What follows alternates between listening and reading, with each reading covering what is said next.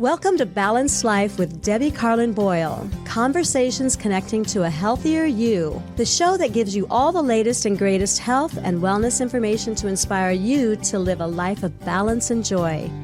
Debbie Carlin Boyle is a health and nutrition coach, personal trainer, and fitness instructor who helps her clients live in balance with everything that feeds us, in addition to the food on our plate. Please welcome your host, Debbie Carlin Boyle. Hello, welcome everybody. Welcome to my show. You have just reached me. If you're watching live, you're at Balanced Life with me, Debbie Carlin Boyle. This is Conversations that Connect to a Healthier You. And I have a conversation like that today, so stick around because we really want you to get involved and become part of that conversation. And I'm going to tell you a couple of ways that you can do that. If you want to give us a call and become part of the conversation, or you make a comment, ask a question, the number here is area code 323-524-2599. That's 323-524-2599. Give us a call. You might feel a little shy about it, but we welcome you and we'll make you feel comfortable by getting involved in the conversation, because that's why I call my show with a tagline, Conversations Connecting to a Healthier You. It's not just the conversation that I have with my health and wellness expert that's on, but also your part in the conversation with your questions, your comments. It keeps it going, and we have a more organic, if you will, kind of conversation under that topic. So we'd love to get you involved. If you can't call us and you still have a question or a comment, then I invite you to my Facebook page or my YouTube channel where we're streaming live, which is Balanced Life by Debbie as well. And there, you in the comment section, you can ask your question or make a comment. I try to look at these during the show so we can address them during the show, but if not, we look at them after the show, and if it's for my guest, I get a hold of my guest to make sure they've seen it, and they'll answer. So always check back. And I invite you to go to my YouTube channel and to subscribe, and there you're going to find a lot of content. You'll find so many health and wellness experts talking about anything that you can think of: sleep, diet, exercise, the latest greatest products that are for longevity with quality, all the things that we need to put together to age young. I've done a show on it, because between my two YouTube channels, I have probably 300 shows or more. So I invite you to find the subject that resonates with you and go ahead and click on there. And I even answer questions 2, 3, 4, 5, even 7 years later, because that's how long I've been doing this. So I'm inviting you to do that.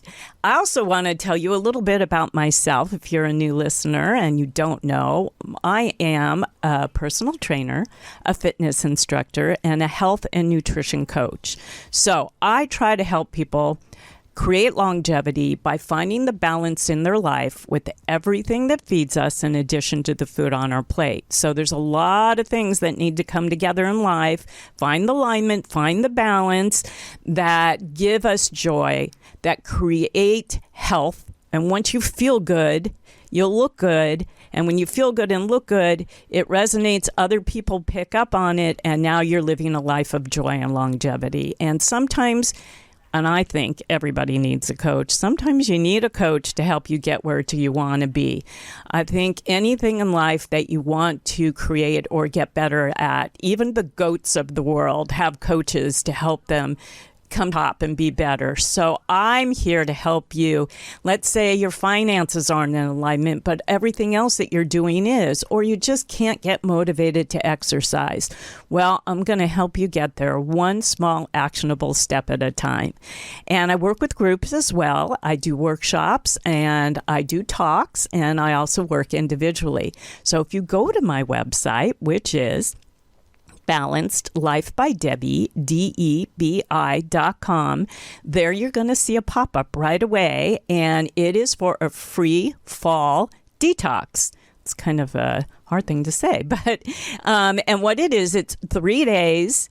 3 recipes a day to help you get lighter on your feet. And there's a market list with it, and you can just go and grab that off my website, and you're going to feel better, I guarantee, in 3 days. It isn't anything like a juice fast or a water fast or fasting in any way. It's satiating, delicious recipes and food that I know you'll enjoy. Real food, not processed food, the real thing. And I invite you to just go grab that or say hi to me, because there's a place to do that on my website as well. I'd love to talk to you and have a conversation about anything that might be lower on the totem pole of the alignment of life. So now we're going to get on with the show. I really hope you enjoy today, and I really hope that you do want to get involved in the show as well. So on to the introductions. Put simply, authenticity means you're true to your own personality, values, and spirit, regardless of the pressure that you're under to act otherwise. You're honest with yourself and with others, and you take responsibility for your mistakes. Your values and your ideals and your actions all align. My guests today help people do just that. Mechelle Wingle is the founding executive of the Wholeness Network. Mechelle is a gifted intuitive healer, mentor, and coach. She is continually learning and developing her gifts, and expanding truth is her delight. Mechelle has been featured in Women's Health magazine, as well as several television segments. Her take on weight loss is revolutionary. She helps clients understand and take action, and at the same time supports them in learning to love themselves as they are. She is the author of the book, A Mentality Workout: Exercises for Permanent Weight Loss. Mechelle is certified in natural healing, a master energy therapist, a Holy Love Karuma Reiki master, a master of heart-centered therapy, brain reflex, cognitive behavioral therapy, as well as a treating trauma master. So let's talk about uncovering our authentic selves. Will you please welcome my guest, Mechelle Wingle, to the show? Hi, Mechelle. Hi, how are you? I'm so grateful to be here. I'm so happy to have you. Thank you for joining me this afternoon. And you are in Utah, correct? I am in Utah. We are freezing in Utah. Is it snowing there right now? Is it snowing?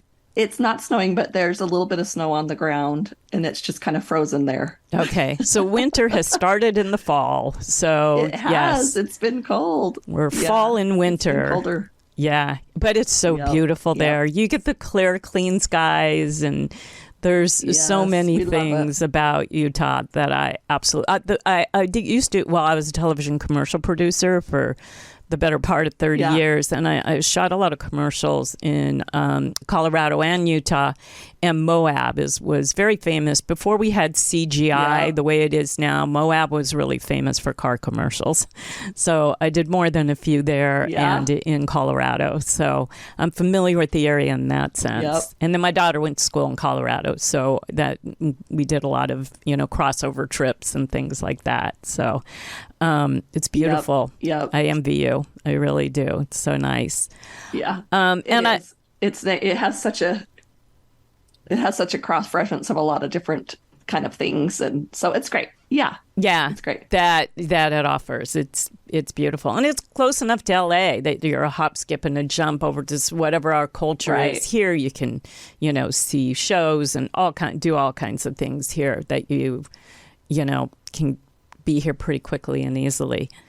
I want to know a little bit about your background. Speaking of this, I mean, we just got an introduction, and we know about your education, and but I always like to get to the why. And so I'm curious where you're from, where you were born, what your childhood was like, schooling that, what led you in the direction to start this Wholeness Network, and to also get into the health and wellness, whole body interaction world. Yep. Well, if you had caught me 10, 11, 12 years ago, I would have been not just, but I was a mom. I had 4 children. I was doing the mom thing. I was getting up and going to PTA meetings and taking kids to school and to their, soccer games, all those kind of things. And I thought everything was fine and my life was going to be great. And then go back a little bit though. I want to know where you were born. I want to go back to your childhood. Well, so childhood, I was further back. Yeah, I was born here in Utah. I was born here in Utah. Okay. I was born on the same day in the same hospital as my husband. We were born on the same day in the same hospital. Wow. And kind of interesting. So you would think, everything would be easy going when you have that kind of start. But yeah, so I grew up, I was the youngest in my family. I was kind of the extra little caboose at the end. So a lot of my siblings were older and kind of involved in teenage type stuff when I was little. In fact, my mom called me her teenage baby because I was always doing teenage stuff, even when I was just little. Oh, so cute. So yeah. So, kind of, what did you study? I lived in the same town. What did you study in school? What did I Yeah. What was your interest when you were young? I'm curious. I played music. You did. I started playing the violin when I was 5 and then moved on to the cello. And then, I was good in school. I got good grades and I felt like I was pretty average, but it wasn't until like my 40s that I started to have memories of things that I had experienced and thought about and realized that other kids my age did not have those kinds of things, or that was unusual, So for instance, when my grandma passed away at 5, I remember telling my mom how I would see her, or, how I saw her, and I described what her clothing looked like. And luckily I had a good mom who believed me. Wow. But I didn't realize that was different. As weird as that is, I didn't realize that was different until I got a little older. And but always very sensitive. I was very sensitive. We would go to my brother's football games, and it was always really tense inside my body, very kind of stressful and nervous. And my parents would have to do a lot to keep me feeling safe. And I thought I was just shy. I thought I was just, my dad would call me bashful. I thought I was just a little shy person. And as I got older, I realized, things are different for me. I remember in 3rd grade. Did you think you were an intuitive? Did you feel like you were? I didn't. No. Not when I was little. No. But now I do. Yeah. Now that you know what it is and how you can define it, but you didn't understand it. Yeah. No, I had no idea what it was. I remember understanding my teachers on a deep level, like my memory of my teachers, 1st, 2nd, 3rd grade. I have memories of like their lives that I wouldn't actually know. I wouldn't actually have that. Wow. I shouldn't have that. Right. Like that's intense. Yeah, it was interesting. And it's just something that you just kind of move on to the next thing. Maybe even resist, I would say. Maybe even there was a lot of resistance there, just kind of keep myself busy. It probably scared you because it scared you, knowing what you didn't know where that was coming from. That would be frightening, actually, as you grow, especially through your teen years. That's very scary. Yeah. I'm curious, did you know your husband all the way through your school years? Did he go to, no, he didn't go to the same schooling or No, anything. It's so funny. Okay. His family, his dad worked for the military and they moved to Japan. In junior high, and my sister was over there, and they actually met in Japan, and then kind of realized that they were, hey, my sisters, you're born on the same day as my sister. And then we ended up going, my senior year of high school, I decided to go on to college. So I did college my senior year of high school, and so did he. And we met ourselves in college. We had a class together. Oh, there you go. Okay. And then you discovered where and when you were born. What a coincidence. Yeah. Now, so the reason why I asked you about your younger childhood is so you could tell that story, which I didn't know about. But I always find we sit where we sit now as adults and usually get into something, or we actually, have a lot of friends in their 40s, 50s, and 60s that have pivoted and changed careers for a passion that they may have had their whole life and just didn't act out on it because they were too busy raising a family, earning a living, or whatever it may be, that they put whatever that passion or interest was aside and then have gone back to it. So that's why I always like to hear that backstory. And so at what point in your life did you realize, yes, I have this ability and I should actually do something with it? It was a lesson in authenticity. It was something I was resistant to. I would really appreciate it in other people, and I was like, oh, that person can do that. Oh, that's so great. And it was just to really understand to get to my own authenticity. To be honest, it was a little bit of a struggle at first. I kind of fought it. And then once I allowed myself to question and give myself some understanding about those childhood experiences, and recognizing that maybe they were a little unusual, claiming that for myself was really liberating. It was really like coming home to myself, to just be myself. And it's an ongoing process because there's so many people that are intuitive, and they all have their own processes, and they all do things their own way. And it's really easy to kind of think you're not doing the same thing or the right thing because it might be different than someone else's, And being an intuitive is interesting because we can make it look really easy when we can get answers and understandings for other people's experiences, but the information comes in and we're doing this interpreting. We're actually interpreting what's happening, and sometimes our own interpretations will get in the way. And I have to be okay with myself. I have to be comfortable in my own skin, to where I don't just back away and say, oh, that didn't work, or that was wrong, or that didn't make sense. And I've had, it's like, so now I'm getting to more comfortable with asking questions out there, which helps me understand where the things are coming. Because sometimes I'll see an image will come to me and I will want to figure it out, where if I just, if I say something even less descriptive, they have a better answer for it than I do. It's really kind of strange, but it's a process, and there's not too many people that can just tell you exactly how to do it. And so it's a lot of getting quiet. It's a lot of doing my own work, and making sure that I am a clean vessel to receive information, and to really work on my own authenticity. It is, it's a practice within myself to really get clear on myself, because that helps me feel the difference in someone else. Right, to help others. Which brings me to the question, which is part of our subject tonight, today, is uncovering our authentic selves. What does it take for someone to do that? You did it, and you continue to do it for yourself, what you were just saying. But what does someone, need to do? What are the practices? How does it work? Yeah. How would you break that down? Yeah. Well, it's so funny because the difference between what we do to show up and try and be authentic, sometimes there's a fine line sometimes between authenticity and fitting in for some people. And what we have to start at is what's authentic is it's nothing that anybody else can tell us. It's nothing that somebody else can give us. It's always within ourselves.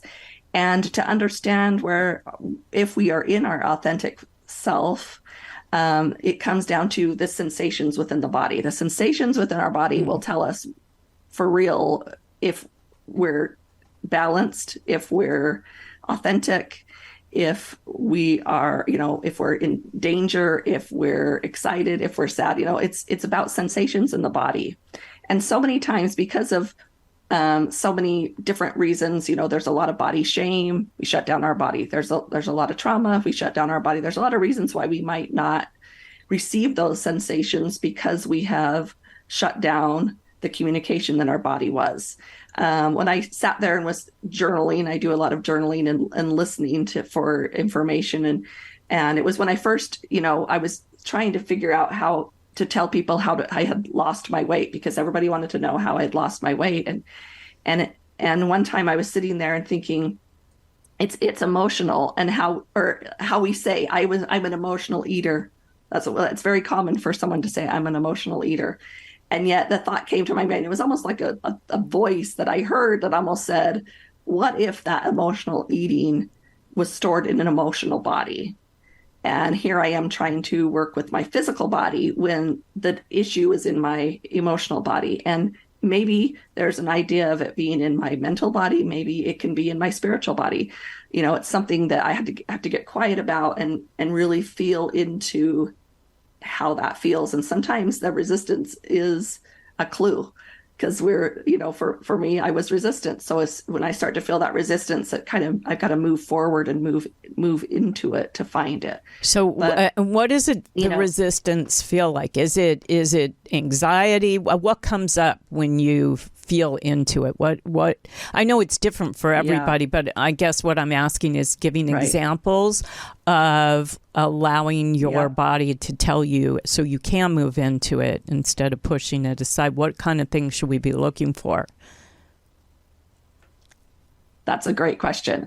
So one of the practices that you can do over and over again is to feel what emotions feel like. So bring up an emotion, joy, grief, whatever it is, any emotion, and just go inside your body and feel where those sensations show up in your body. Feel if there's heat, feel if there's a tingling, feel if there's feel the actual sensations. And you can even begin to have almost a conversation with this part of yourself. You can, one of the things that we do in heart center therapy is we find a way to give it a shape and give it a color so that we can have some context around the feeling, that we can kind of dialogue with it. Sometimes we even give it a pair of eyes and we ask the eyes to tell us the emotion that they're having.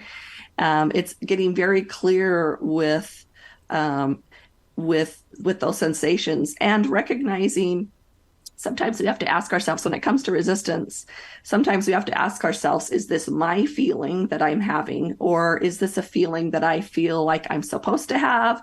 Or is this a feeling that my partner has? And when we ask ourselves questions are the key, because we will have the slightest reaction. And we want to move towards sensations that feel good, and anything that feels bad, we ask more questions. What is that about? That's kind of the resistance. So for me, a resistance would be, kind of a tightening in probably my solar plexus, right below my heart, above my belly button. I'll get like a tightness, and I'll feel some resistance. I might get a headache. I might get a headache in the back of my head. That's a really good place for me to hold some resistance. Sometimes I will hold my breath. I will notice that I'm not breathing clearly or fully, and I'll clench my jaw a little bit, and I'm just in some resistance.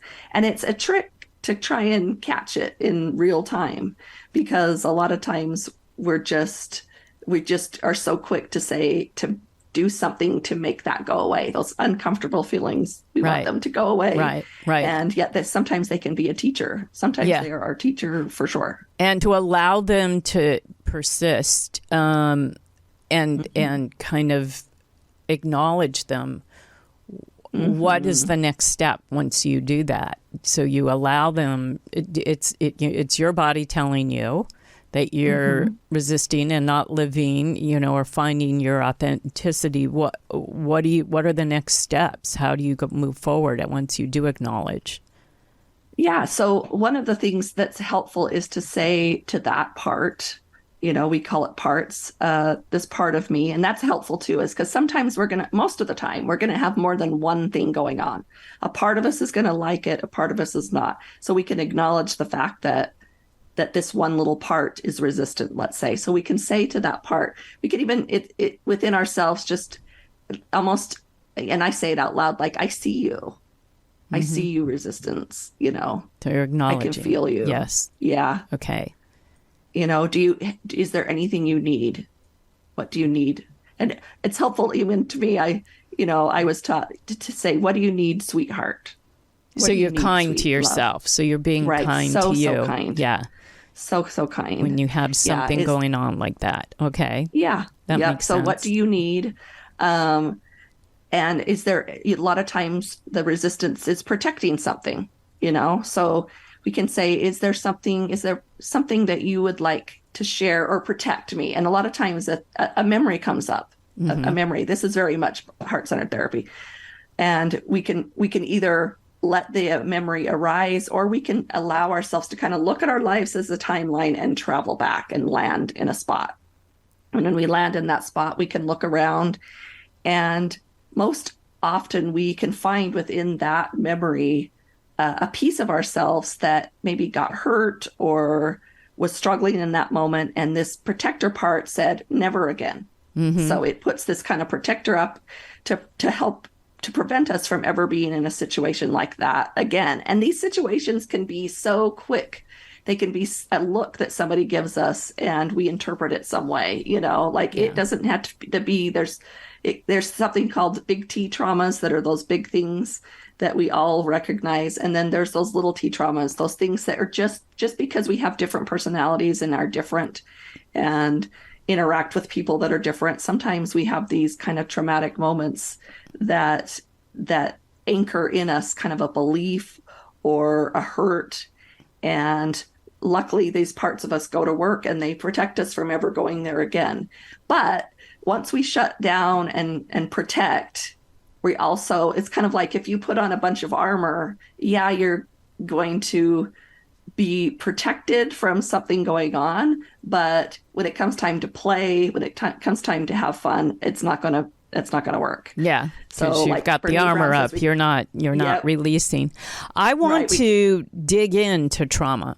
But we're going to take a quick break, really quick, and come back and we'll take a break from one of my sponsors, and we're going to talk about what trauma is. You talk about the big and the little, and how that plays a huge part in what you're saying right now in blocking us from becoming our true to ourselves and living in alignment, which is what it's all about. And then we can kind of get to the deeper in that. On how to do that. And then I want to talk all about your Wholeness Network, because it's fabulous what you offer people. So we'll be back right after this message from one of my sponsors. Cicera Olio de Oliva is an extra virgin olive oil company with a mission to provide high-quality, current-season Italian oils to families. They have partnered with 2 centuries-old family farms in the Tuscany region of Italy to grow, harvest, and bottle their amazing oils. Founded by a nutritionist who has a love of the land, sustainability, nutritious foods, and of course, Italy, they strive for a peak freshness and high nutritional content in every single bottle. All of their oils are current season, extra virgin olive oil, bringing you a true branch to bottle experience, and I know firsthand. So, for an offer, go to www.cesiroliva.com and enter Balanced Life 10 for 10% off. I know you're going to love this healthy and delicious addition to just about any meal. Okay, we're back. We're back with my guest, Mechelle Wingle, and we're talking about uncovering your authentic self, living with alignment and balance, and how to do that. Michelle's going to give us the breakdown. We're talking about the things that are causing us to not do that, and then we're going to talk about how to overcome and get to that in this next half of the show. So if you want to join our conversation, we'd love to have you. If you're listening live, the number here is 323-524-2599. call in, ask a question, make a comment, get involved in our conversation. We'll make it three-way, if you like, rather than just back and forth with Mechelle and I. If you're not listening live, you're welcome to make a comment, ask a question on whatever platform of mine that you're listening to, and right there, we'll get back to you post-show. So thank you for joining us. So we were talking about trauma. And can you give us a definition of it before we move forward? What is trauma? It's great to ask that question, because a lot of times we associate trauma with, first of all, a physical injury, some kind of trauma to the body. And that's true. And a lot of otherwise we think about an event, but what trauma really is trauma really is a response that our body has to things that overpower or overwhelm the nervous system. And so that's where it can be different for different people. Like when I was a little kid, being at the football game was overwhelming and overpowered my nervous system. And so I would kind of shut down. And so when anything that puts us in that place where where our nervous system is overwhelmed, we usually, our body responds and carries trauma. And usually anything that is even close to that will come in, and then our body will have a response because it's already had this trauma. And so now anything that's close to that, anything that feels even familiar to that particular experience will cause that trauma response in our body to try and get us out of there as quickly as we can. Right. But sometimes it shows up when it's not supposed to show up. It's there. And one of the stories I tell is I was helping my niece with her wedding, and we were cleaning up at the end of the night, and I was driving home really late in the middle of the night, and I was on the freeway. I looked in my rearview mirror, and there was a car just so close to me. I knew I was a little bit in danger. So I kind of sped up, and this car pulled out to the side of me, and there was like some confrontation going on. It was really kind of terrifying for a few minutes. And then the car drove off, and I was left there. I went home. It was really scary. I told my husband, and I even told him, I says, because I was trauma trained, I says, I think I need to go drive that piece of the freeway again to integrate that trauma, to kind of release that trauma. Oh, interesting. But I didn't get a chance to do that. And sure enough, a year later, I was picking up my phone and looking through Instagram and saw my niece saying, happy anniversary, happy 1-year anniversary. And my body had a reaction. I was sweating. I was anxious. I was uncomfortable. And because I was trauma trained, I knew it was happening. But I recognized that if I hadn't been trauma trained, I would have been quickly, a story would have come in. My mind would have come in. I would have been maybe jealousy, anger, frustration. So you've got the four trauma responses, which are fight, which is an anger. I could have had an anger response, like what's going on? Or I bothered because there's a sock on the ground, and I used that to dispel the energy.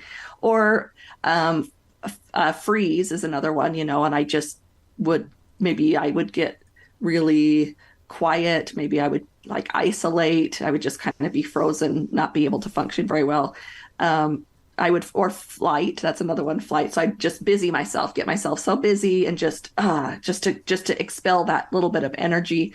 Or appease is another one, or fawn is another trauma response. So I would just start helping other people, sacrificing myself, not paying attention to my own needs or desires or wants, and just let myself work for other people, trying to dispel this energy.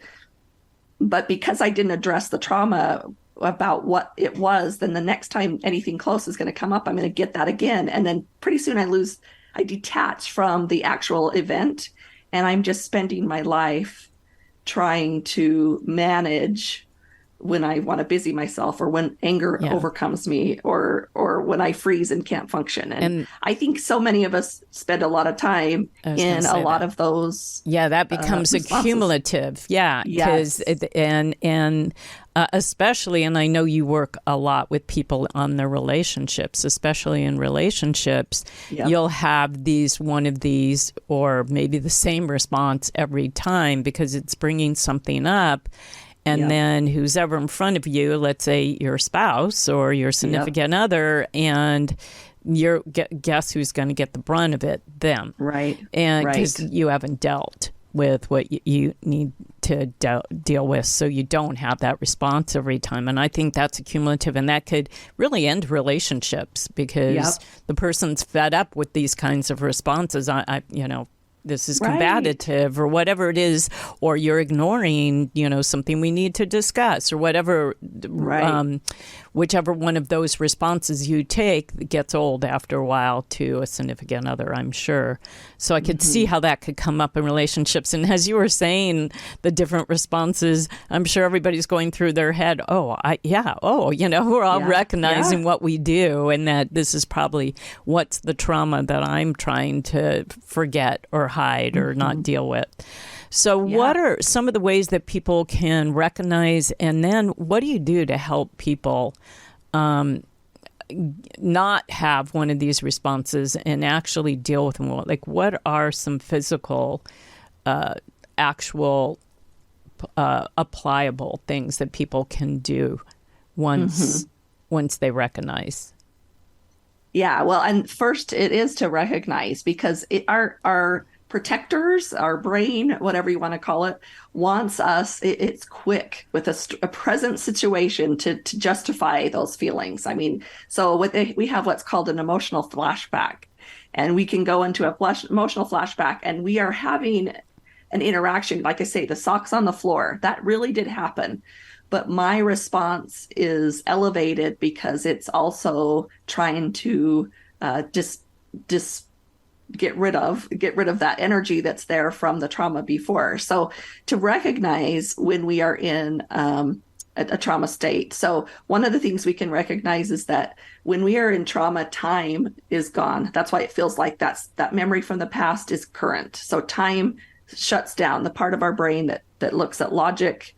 So a lot of times when we get into language that says always, never, those kind of messages, or when we kind of figure out there's something there, there's something that's pulling me into a kind of a trauma response or an integrated experience, because we're never going to forget that experience, but it's going to integrate and it's not going to bring up the anxiety like it did before. Like if I saw a picture of my niece's wedding, I would have no reaction because I've integrated it. Although I remember that scary experience and I can talk about it, but I'm not having my physiology isn't reacting to it. So to get clear on recognizing it in the moment, it takes some time. It's like practice. You have to.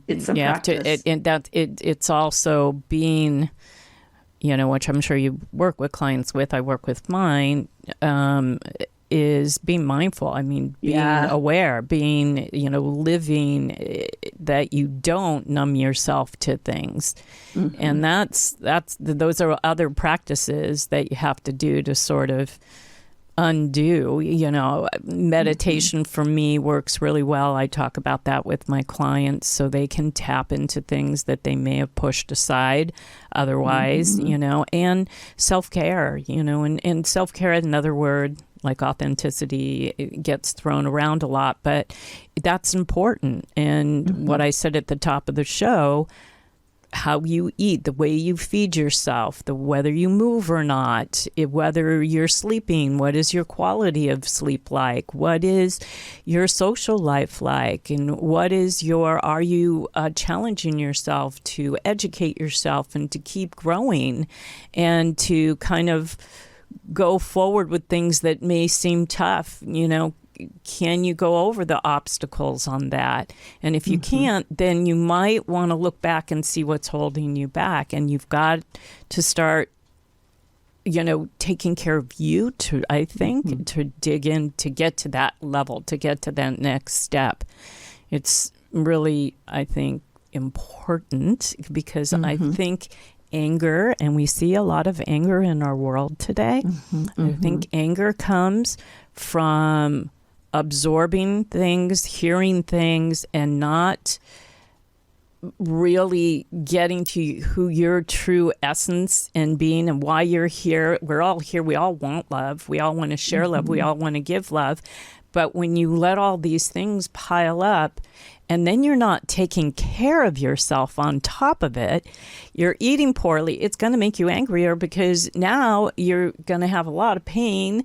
You're going to have gut issues, which lead to brain issues. You're going to have so much built up. If you just undo all of that and get back to what our authenticity is, which is love to share, then you're able to live a much better, joyful life of longevity with quality, I think. And so it's a hard one. And that's another reason why I said at the top of the show, working with a coach, someone like you, helps you recognize these things and helps you work through these things that you otherwise you either get stuck, and maybe a relationship, it can ruin relationships, not just with the spouse, but with friends and work colleagues or work situations. Or maybe you can't lose the weight, or there's something holding you back from moving forward. And that's where coaches who is an expert in these kind of things can really help you push that aside and can make a huge difference in your life, which I'm sure you're doing for many.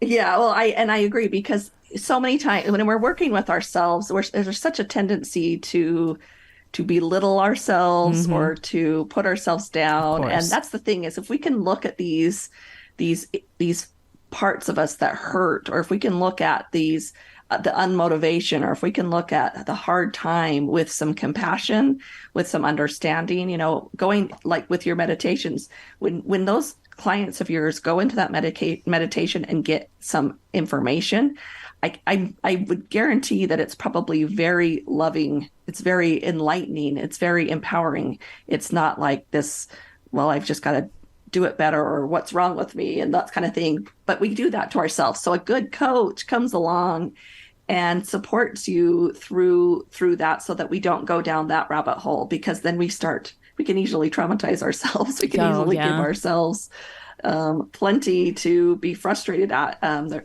So that's what the coach does, keeps you on track, not just to help you, have the motivation, but to have the compassion, to have the understanding about what's really, really going on. Because I think the bottom line, I think everybody makes sense on some level. Like everybody makes sense of their choices, are making sense on some level. If we can go into some of their memories, it makes sense. As hard as that is to hear for some people, like there's very few people, maybe some majorly mentally ill people, but most of us have, we're trying to navigate the life the best that we can, and some of those choices bump up against other people and cause problems, but and that needs to be dealt with. But there's this, the nervous system is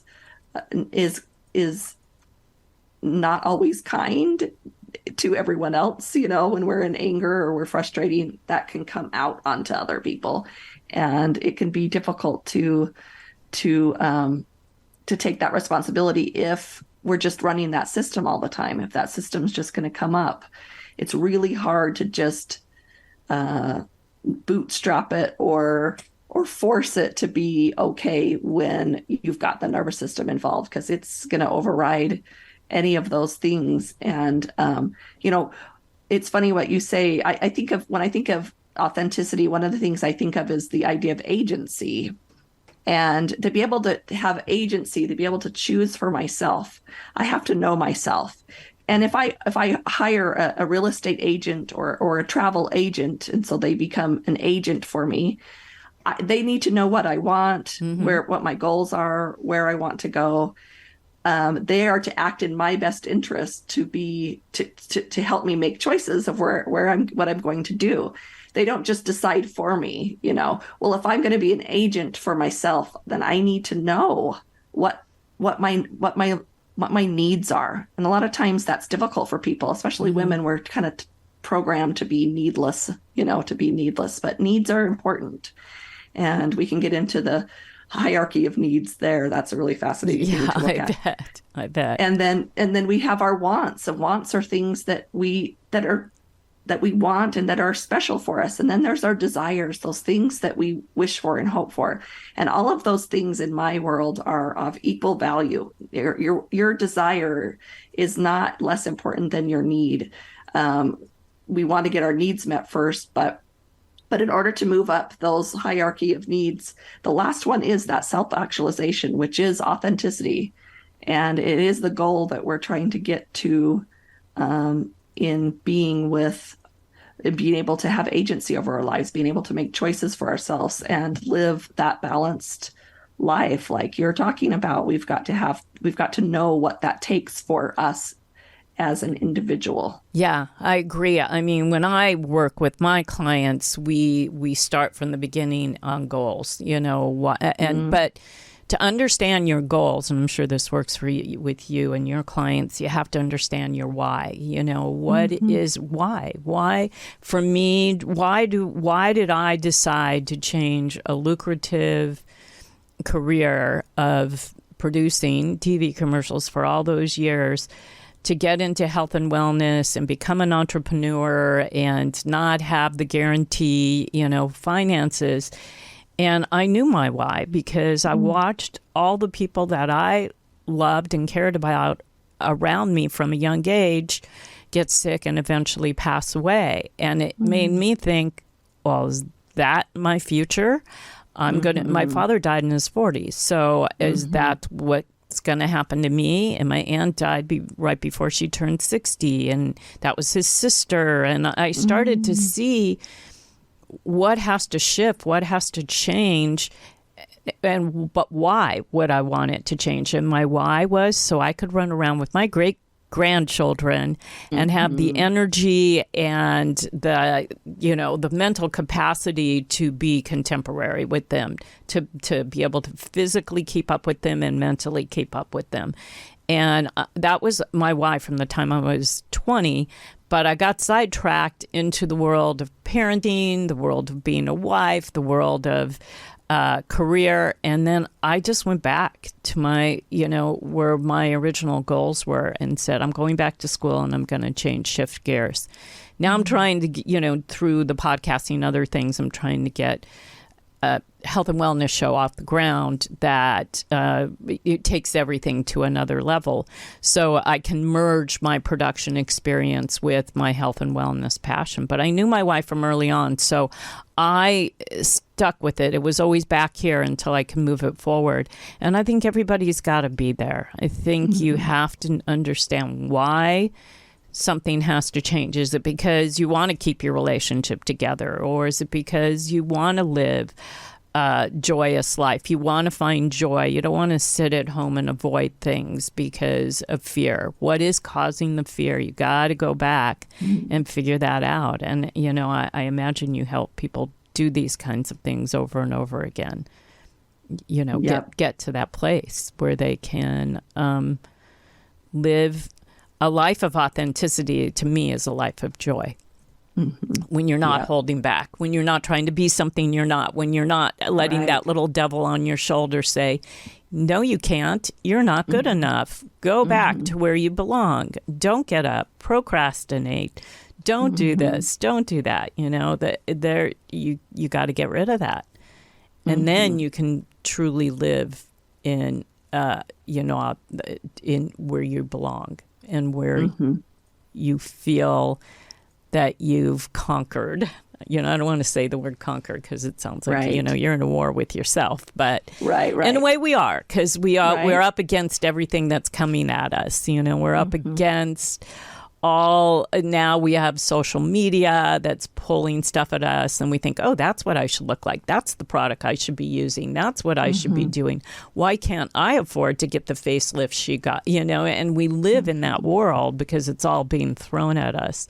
And, what we have to do is kind of dial it back and look at all the good and the things that we are and all of what we have to offer, and get rid of anything that makes us think. You said earlier about, I talk about this a lot, about fitting in, and make us think we don't fit in, that we don't belong, and that we're in the background, because you're not. We all are of importance, like you were saying earlier. And it's very hard to get people to understand that and realize that, I think. I think so too. I think because we go into shame so quickly, and that's why I say, if we can look at it as healing, if we can look at it as this is the common ground, and I think also we need to be careful because I know Oprah just wrote a new book where they're talking about happiness versus being happy. People want to be happy, and that's true.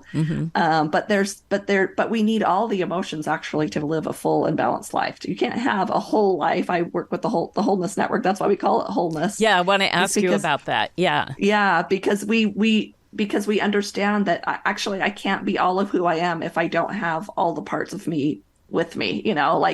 I have this, even the difficult times added to who I am. And as I embrace more about myself and as I include all of the parts of me and allow them to feed me and allow me to use those to feed other people, then I have this sense of connection within myself and with others that's the feeling or the experience that I'm looking for, or that I think most of us are looking for. And so a lot of times we're trying to get rid of and trying to separate from, but there's just some magic when we start to say, okay, I'm going to accept that as part of my life. I'm going to accept that and see how that feels, feel the resistance. That's the greatest thing to do, like back full circle. If we feel that resistance, like I really don't want that, then we know.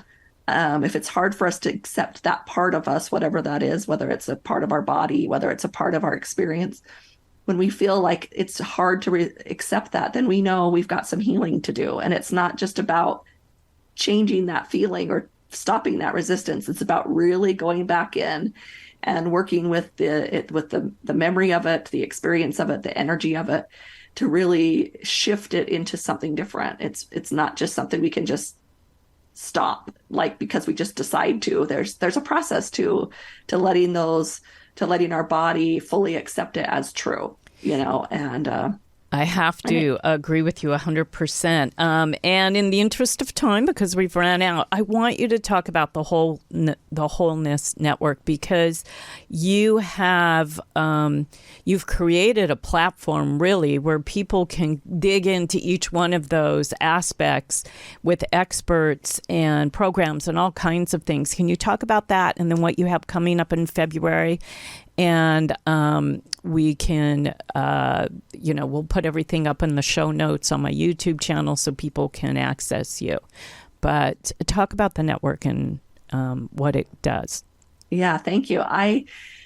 To me, there's just to have the tools available to feel better at any one moment. There's, depending on what we're in the middle of, we need different tools to feel better. So I talk about the Wholeness Network. It's a platform, a streaming platform of videos. I call it, it's like Netflix for wellness, So we focus everything body, mind, spirit, soul, all kinds of videos. We have tapping videos where you can follow along and tap along with me. I actually did those videos. We have it's called rapid eye technology, which is almost uses the same kind of eye movements as EMDR to replace some trauma.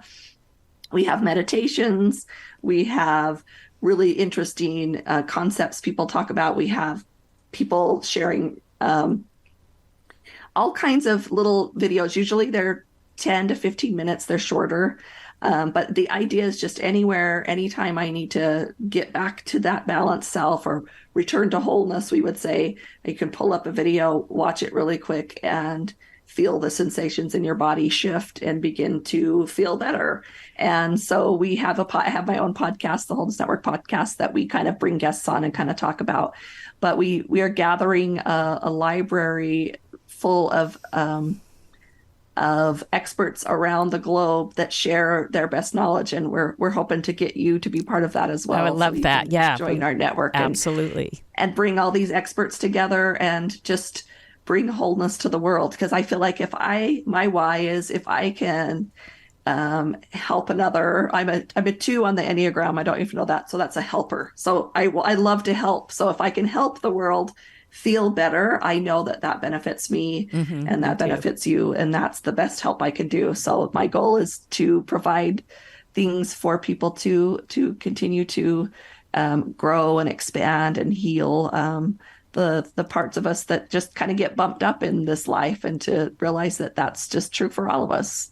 Yeah. And we all need tools to get back. I love that. And a lot of these tools are what we were talking about today that people need, that they can use to start uncovering and living in authenticity.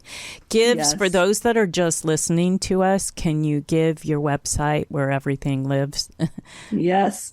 So the Wholeness Network is the Wholeness Network. .com, and there you can find the membership, all the information about belonging to the membership. It's not that expensive. And then my website is mechellewingle.com, just my name.com. And there's a lot of resources there. Both of those websites have freebies that you can, we send you an awesome freebie. On my website, I send you, it's called a manifesting kit. It gets you all about, there's some NLP, there's some heart center therapy to get your state in a place where it tracks what your desires are. We have a whole energy class that we give away for understanding the energy system of the body with the wholenessnetwork.com. So if you just go to the wholenessnetwork.com, you'll find that as you scroll down, where you can get that for free. And coming up in February, I run a class called Strive to Thrive. It's going to be an 8-week class, and it's all about authenticity. We got to learn where we're actually at, and we think we know where we're at, but we got to understand where we're at, and then we got to go back and understand where we have been, and then we get to play and figure out where we want to go. And it's been really fascinating to see people have lots of aha moments about understanding who they really are on a deep level and being okay with themselves on a deep level. So that's where I'm at these days. Very cool. So finally, I'd like you to leave us with a final thought, a phrase, a word, anything, just to wrap it all up. Okay. Well, I think I'll do the word wholeness. Wholeness is two concepts. It's being complete, and at the same time working toward that wholeness or that completion. So it's a little bit of complexity there, because it kind of contradicts each other. But I think that's the beautiful thing about us as human beings. We are complex beings, and we are to own our authenticity and our wholeness and be striving for it and growth and moving forward at the same time. Oops. All right, stay up. There you are. That's beautiful. Thank you. Mm-hmm. And thank you so much, Mechelle. Get in touch with her. Everything that we talked about today is going to come together for you if you go onto the website and see what Mechelle has to offer. I want to thank you for your time and your expertise. And I also want to thank you, my audience, for joining us today. If you want to make a comment or a question, go to my Balanced Life by Debbie Facebook page or YouTube channel and get involved in the conversation there. And in the meantime, keep going out. Wait, before I say this, I have to let you know I'm not going to be here in December, so I want to wish you all happy holidays. We're in the end of November 2023, and I'm taking a break in December to be with family and friends and travel a little bit. So I will be back the second week of January. So look for all new shows second week of January. In the meantime, check me out on my YouTube channel and keep going out and finding those conversations that connect to a healthier you. All right, everybody, bye. We'll see you in January.